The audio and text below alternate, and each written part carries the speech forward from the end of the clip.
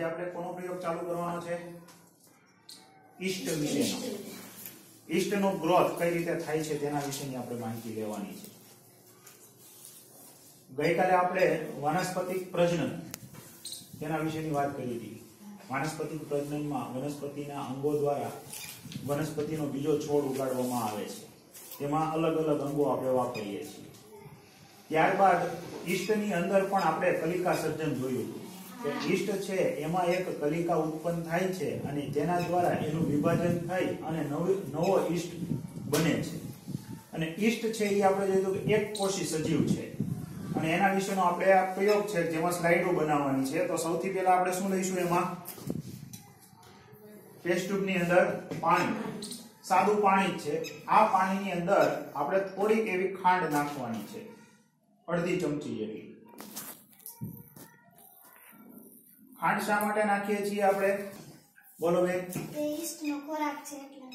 ઈસ્ટનો ખોરાક છે. સરસ, બેસો. સૌથી પહેલા ખાંડને આપણે ઓગાળી દઈએ.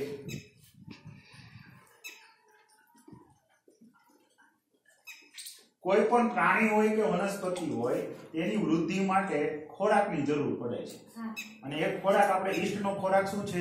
ખાંડ. તો આપણે ખાંડ નાખીએ છીએ. હવે દરેક વખતે એને ખાંડ સ્વરૂપે જ ખોરાક મળે એવું ન હોય.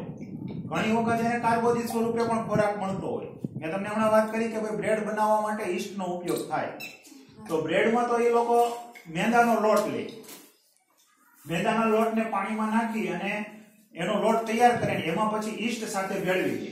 હવે ઈસ્ટ ત્યારે ખાંડ નો ખાતી હોય ત્યારે શું ખાતી હશે એ? જયદીપભાઈ, મેંદાનો લોટ. હવે મેંદાના લોટ એટલે ખરેખર શું છે? સરસ, બેસો. મેંદાનો લોટ ખરેખર શું છે? બોલો ભાઈ. કાર્બોદિત છે. તો ત્યારે ઈસ્ટ છે એ કાર્બોદિત સ્વરૂપે પોતાનો ખોરાક લે છે. ચલો, અહીંયા ખાંડ ઓગળી ગઈ છે આપણી. હવે આમાં થોડીક એવી આપણે ઈસ્ટ નાખવાની છે. ઈસ્ટ પાવડર આપણે અડધી ચમચી જેટલો કીધો છે. તો આપણે ઈસ્ટ પાવડર પહેલા આમાં થોડોક એવો ઉમેરી.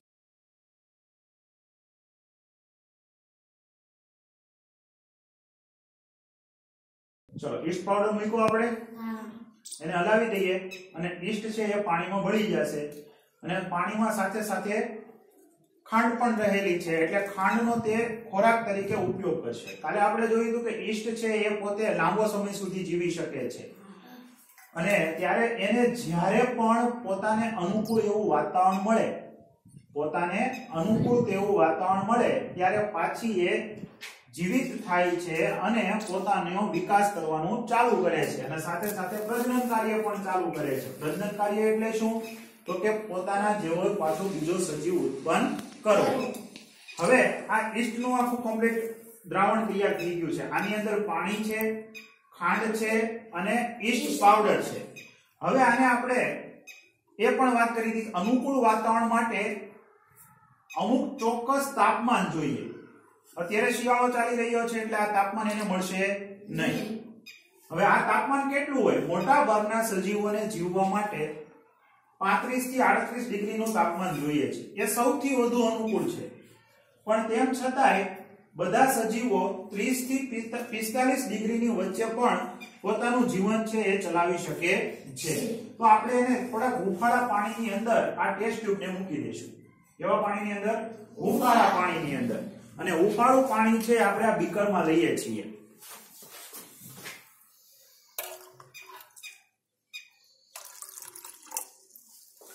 આ પાણી છે એ થોડું હુંફાળું છે અને એની અંદર આપણે ટેસ્ટ ટ્યુબને ડુબાડી દેવાની છે. હવે અહીંયા કદાચ તમને જોતા એવું લાગશે ટેસ્ટ ટ્યુબ મોટી થઈ ગઈ. એ પ્રકાશનું વક્રીભવન છે. શું છે? પ્રકાશનું વક્રીભવન. પ્રકાશ જ્યારે એક માધ્યમમાંથી બીજા માધ્યમમાં જતો હોય ત્યારે સહેજ વાંકો વળી જાય. પ્રકાશનું કિરણ આમ સીધું જતું હોય ને સહેજ વાંકો વળી જાય એટલે એ કાચામાં આપણને બધું કેવું દેખાય છે? મોટું. એટલે તમને કદાચ આશ્ચર્ય થયું હશે કે આ એક અલગ કંઈક દેખાણું. ચલો, હવે આને આપણે કલાક માટે છોડી દેવાનું છે કારણ કે ગ્રોથ કરવા એને થોડો સમય આપવો પડશે ને. તો હવે આપણે 1 કલાક સુધી આને મૂકી દઈએ છીએ. આ દ્રાવણને પ્રોસેસ થવા માટે મૂક્યું તેને લગભગ અડધો કલાક થયો છે અને તમે જોઈ શકો છો કે આ દ્રાવણમાં વાયુ બનતો હોય તેવું દેખાય છે.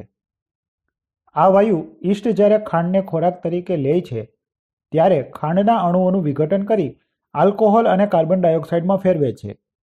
જેના વિશે વધુ વિગત આપણે ધોરણ 8માં સેમેસ્ટર 1માં સૂક્ષ્મજીવો આપણા મિત્ર કે શત્રુ એકમમાં મેળવીશું.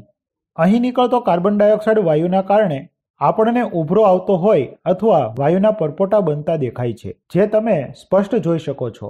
અને CO2 વાયુ નીકળવાનું શરૂ થાય એટલે આપણે જાણી શકીએ છીએ કે ઈસ્ટે પોતાનો વૃદ્ધિ અને વિકાસ શરૂ કરી દીધો છે અને ખાંડનો ખોરાક તરીકે ઉપયોગ પણ કરી રહી છે.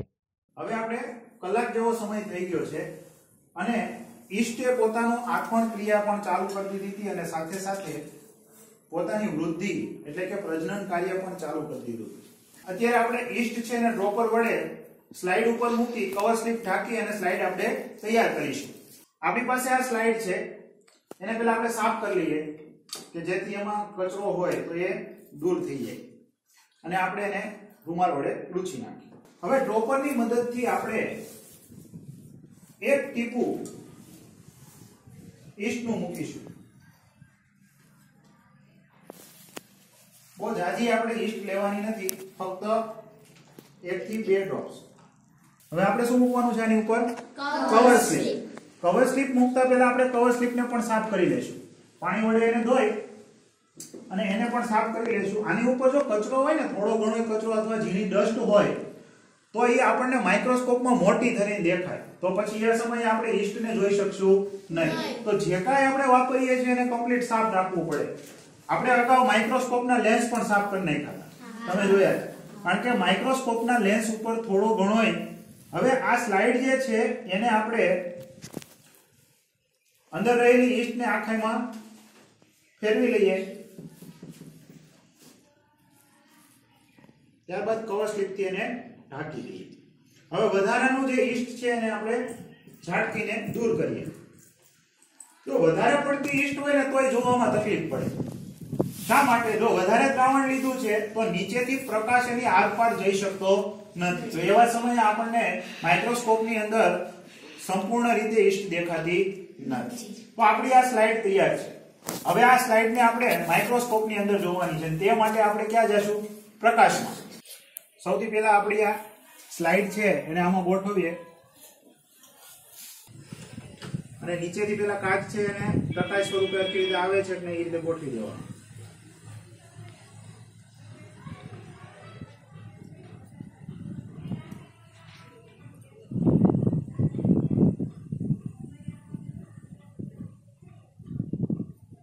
હવે માઇક્રોસ્કોપ તૈયાર થઈ ચૂક્યું છે અને તમે અહીં ઈસ્ટને જોઈ શકો છો. ઈસ્ટ સૂક્ષ્મજીવ છે જેને આપણે નરી આંખે જોઈ શકતા નથી, પરંતુ માઇક્રોસ્કોપની મદદથી આપણે તેને નિહાળી શકીએ છીએ. અહીં તમે જોઈ શકો છો કે મોટા કદની સાથે નાના કદની ઈસ્ટ ચોટેલી છે, જે ખરેખર ઈસ્ટના વિભાજન દ્વારા તૈયાર થયેલી નવી ઈસ્ટ છે. તે ખોરાક મેળવી વૃદ્ધિ પામે છે, ત્યારબાદ તે પણ આ જ રીતે પ્રજનન કરી નવી ઈસ્ટ તૈયાર કરે છે.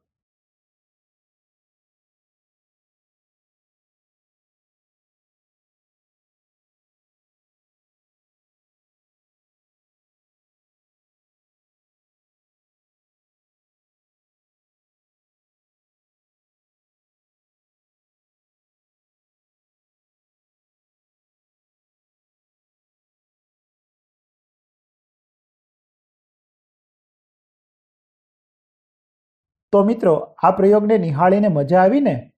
આ જ રીતના બીજા પ્રયોગોને જોવા મારી ચેનલને સબસ્ક્રાઇબ કરજો.